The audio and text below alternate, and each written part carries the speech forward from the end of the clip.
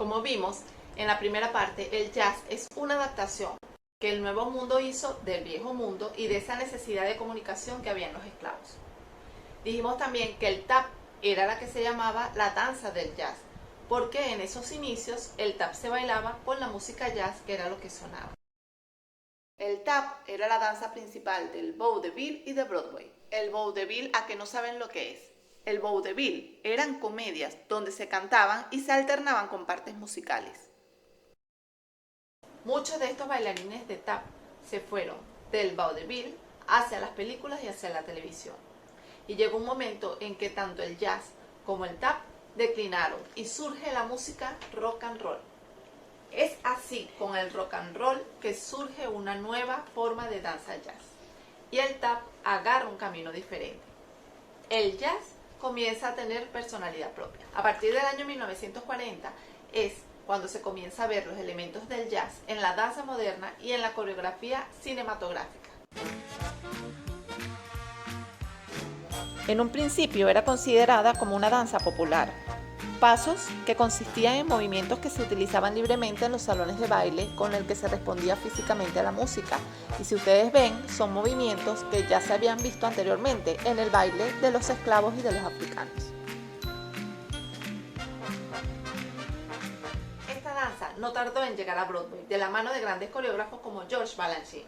Él revolucionó la danza en los escenarios de Nueva York, porque colaboraba con grandes bailarines de tap y comenzaron a incluir estos movimientos populares de jazz en las coreografías.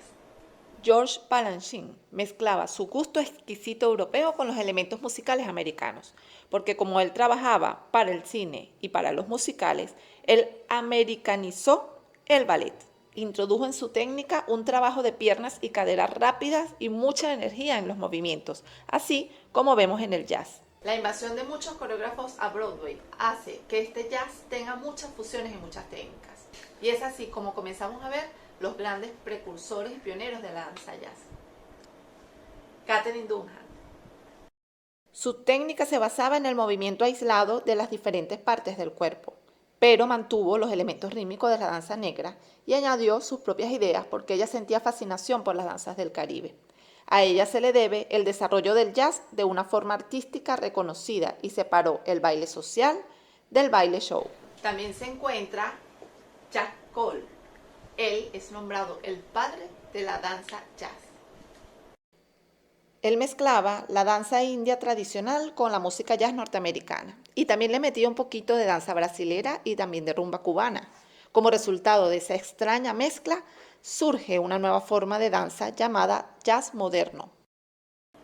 También encontramos la influencia de Jerome Robbins, gran coreógrafo de jazz teatral y ballet que representó una gran influencia para este estilo.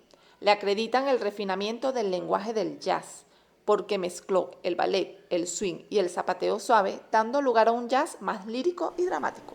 Otros coreógrafos importantes de la época, Gus Giordano. Él es el creador del libro Antología de la danza jazz americana. Creó su propia técnica de jazz e intensificó el trabajo de su profesora Katherine Dunham. También encontramos a Bob Fosse. Él tuvo mucha influencia de Jack Cole y Jerome Robbins. Él tuvo una particularidad. Como él tenía muchas limitantes corporales, él crea su propio estilo. Rodillas chuecas, muñecas quebradas, hombros encorvados. Se dicen que sus bailarines sufrían muchísimo de la parte lumbar, porque siempre estaban en malas posturas. Cuando vemos guantes, bastones, sillas y sombreros, manos de jazz, estamos hablando de Bob Fosse. Matt Mattox. Él aprovechó su experiencia en ballet y creó su propia barra de jazz. Son los mismos ejercicios del ballet, pero en posiciones paralelas, y él lo adaptó para lograr en los bailarines modernos gran virtuosismo. Luigi Fasciuto. Él, debido a un accidente automovilístico, queda paralítico y crea su propia técnica codificada llamada técnica Luigi para él mismo recuperarse. Pues muy bien, lo logra y gracias a él se le debe el 5-6-7-8 que usamos en la danza.